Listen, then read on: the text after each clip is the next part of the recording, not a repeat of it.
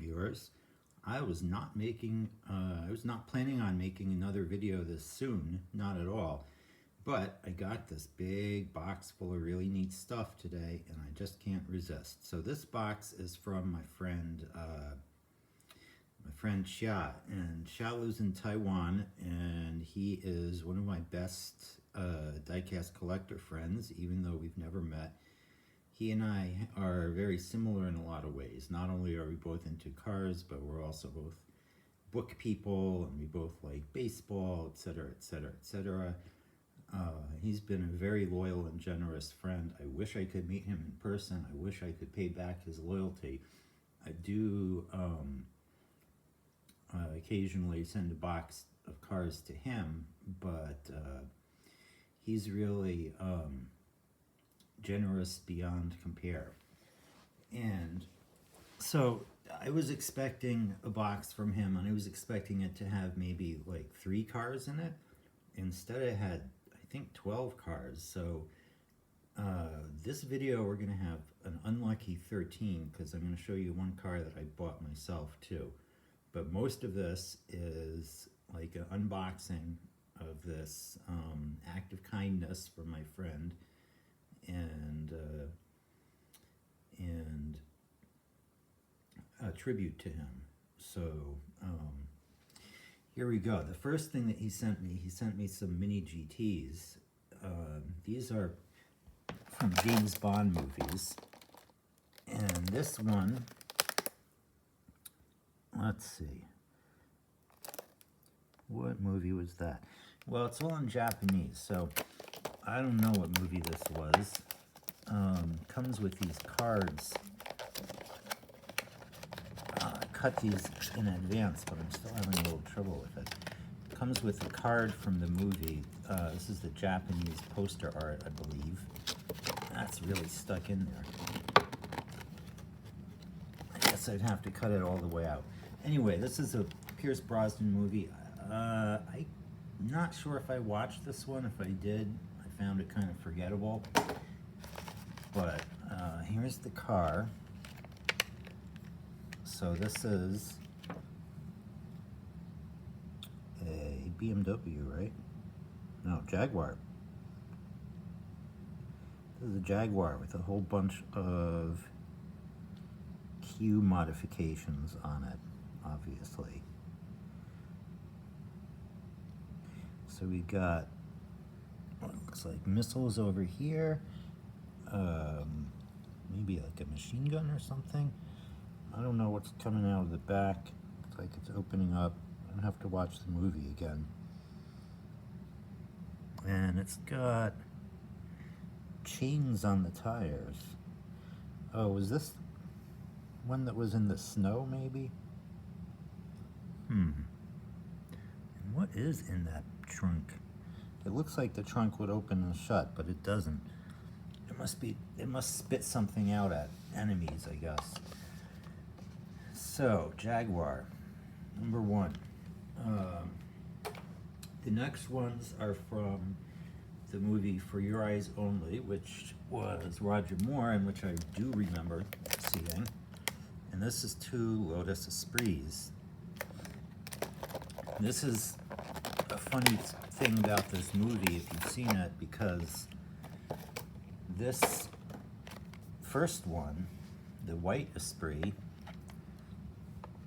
there you go, was actually blown up in the beginning of the movie. Bond has parked it, and the enemies come and look at it, and on the side of the window there's a little sticker, which they probably did not reproduce because it would be too small here. Nope.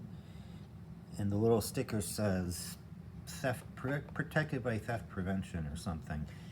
And the bad guys scoff at it, and they smash the window with a rock or something, and the car explodes, taking them out. Then, of course, Bond has to escape from other bad guys, and he's forced to use a Citroën de Chevaux. But then later in the film, in a later scene, he's gone to a ski resort, and he's replaced his Lotus with one in a different color. this one famously has skis on the back. Let's take a look at those skis. The skis are nicely detailed, I must admit.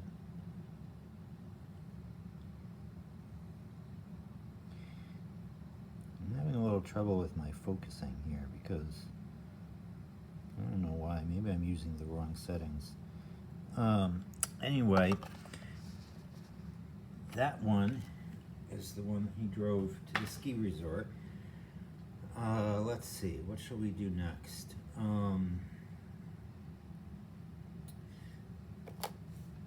We will stick with Mini GT. So the next thing that he'd sent to me is a couple microbus Volkswagens, Mizu design. I don't know what Mizu design is. This is probably like a tribute basically to hippie cars, right? Whoa, check that out.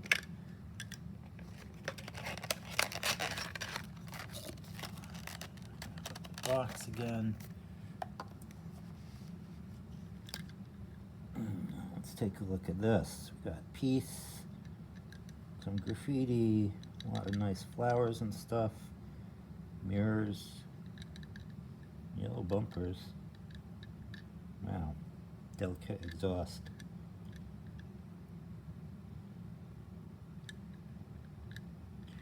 Well, I'm an old hippie, so this is right up my alley. And he sent me two of them. This one, oh, that's like then and now. So that's the traditional VW Transporter, and this is the ID Buzz, which was like a new version. I believe they already stopped selling the ID Buzz here in the US. It did not go over very well, which is unfortunate because I thought it was pretty cute. That box doesn't want to close. Okay, this one, unlimited. Nice paint fade there. Flowers. They make a great pair. But that's not all for the VW vans, because Shia has been customizing a recent Hot Wheels cast. So let me show you this one. Hot Wheels made this kind of fantasy version, like a racing version.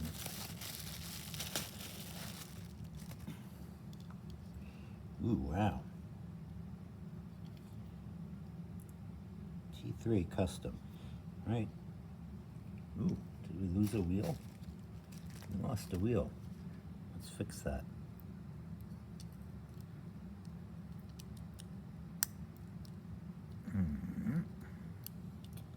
Sorry. All right, that's not going to go back on stable. I think it was just glued or something. Anyway, this is a amazing custom here.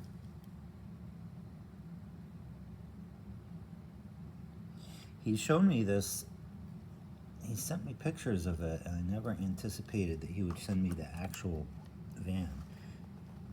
It's stunning. It must have taken hours and hours and hours of work, of course. All right, moving on.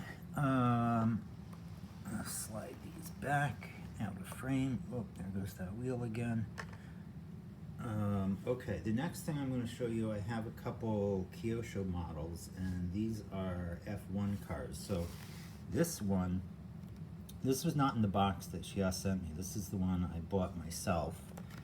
I don't know why I bought this, actually. I'm not such a huge fan of Tyrrell six-wheel cars, and if I was going to get this one, I should have got the one that was driven by Jody Scheckter, because Jody Scheckter is a distant relative of mine. But instead, I got this one. Does it have a driver's name? Let me see. Depaye, looks like. Ordinarily, I take these off the base, and I'm sure I will at some point, but not at the moment, not in this video. So here's your Kyosho Elf Tyrrell. Let's see, what's next? This is one that I had asked Xia to find one for me. How did he attach this box? Oh, that's clever. All right. Oh, tricky. There we go. Did he screw it on through the box, maybe? I think he screwed it on through the box. So I'm gonna have to use a screwdriver to take this out. Anyway, Lotus 81. The thing about this, Lotus Formula One cars, more than one time, really came up with some crazy inventions. They were the first team to use ground effect in the 78, and the 81 was an attempt to maximize ground effect aero efficiency. You should look it up. It's basically the car almost had like a body separated from the chassis. Like the chassis was designed to stay flat, flat down onto the track to keep the ground effects going, and the body sort of floated above it. I wish I could remember better to explain it to you, but not off the top of my head I can. And she has sent another Kyosho Lotus. I don't know which one this is. Let's find out. Oh, the 88. Oh, right. Okay, so maybe the 88 was the one with the double chassis. Yeah, that's right. All right, I'm getting confused. The 88 is the one with the trick chassis. The 81, I'd have to look up about the 81. So someday I should do a video, if I'm up for it, on my F1 collection. I do have now Lotus 81 and 88 from Kyosho, and I have a Lotus 78 from Mini GT, and I have a bunch of other vintage F1 models, and they would make some great stories. But let's keep moving on. I would like to get through all of these. So the next one, this is one that I was not expecting in the box. I will open it later, I think. This is a Schuko Audi Quattro in beautiful classic silver. This is not the Sport Quattro, this is the normal Quattro, the one I used to see around when I was young. And I always wanted one. All right, there we go with that. Another one that I asked if he could find one for me is this Paris 64 Pantera, which it turned out he said he had an extra one. Now this one maybe I should open because this feels very, very heavy. I don't have a lot of Paris 64 models. I don't know if it's the model that's heavy or the base that's heavy. Kind of nice box there. It's probably the model.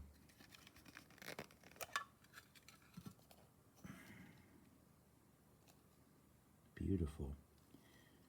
My favorite Pantera that I had up till now is the classic Tomica one. I will, of course, take all of these off their bases and integrate them into my collection at some point, but I'm not going to do that in the middle of filming the video. We've got two more. Let's see, which one next? This one next.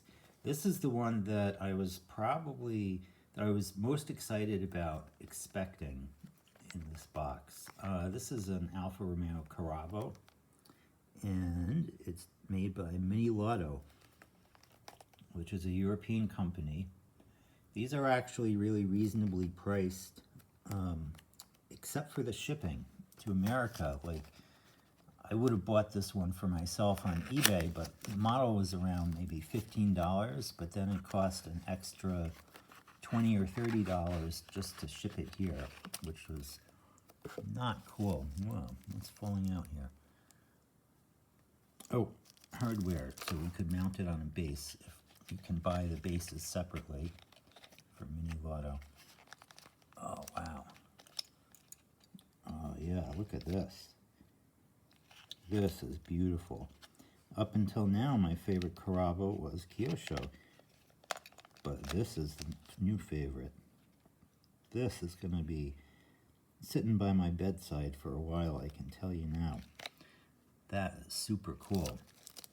If you haven't checked out Mini Lotto, I highly recommend it.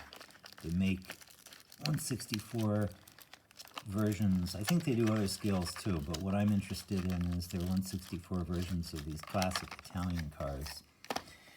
And there's, speaking of classic Italian cars, there was one more in the box. This is something that he just showed me online recently, and I really truly did not expect that he was going to send me one. This is a brand that I never heard of before. This is called Motor Helix. So take a look at this. Oh, is this sealed? Yeah, okay. Let's get this open.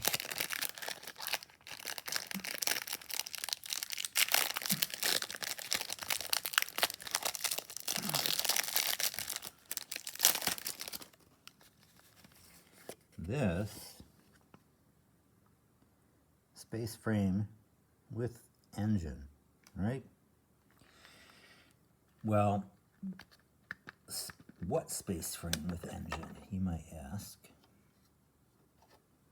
Does it look familiar? Do you know what it is?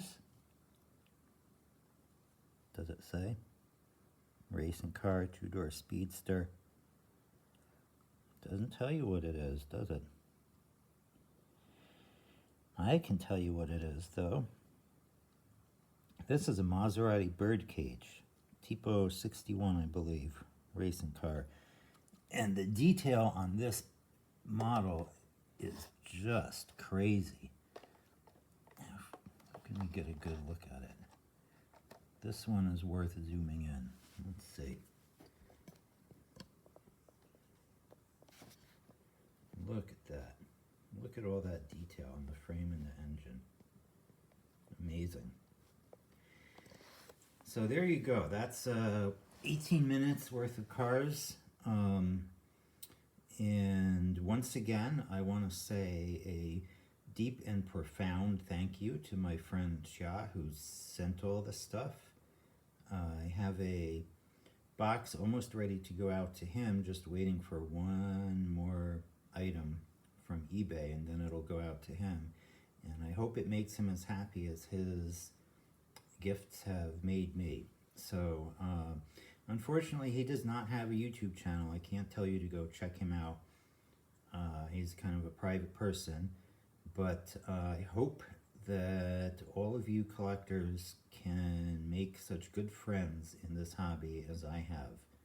I've talked about them before. There's many of them. There's, I've mentioned before, Wojciech, I've mentioned Aurel, I've mentioned Riot, but today this is all about Xia, and what a great friend he is, and I really, really, really hope that one day I might be privileged enough to meet him in person. Alright, that's all for now. Don't hold your breath waiting for another video from me. It might be a while, and I hope you're all doing well. Please leave a comment below. Tell me what you like, and keep in touch. All right. Bye-bye.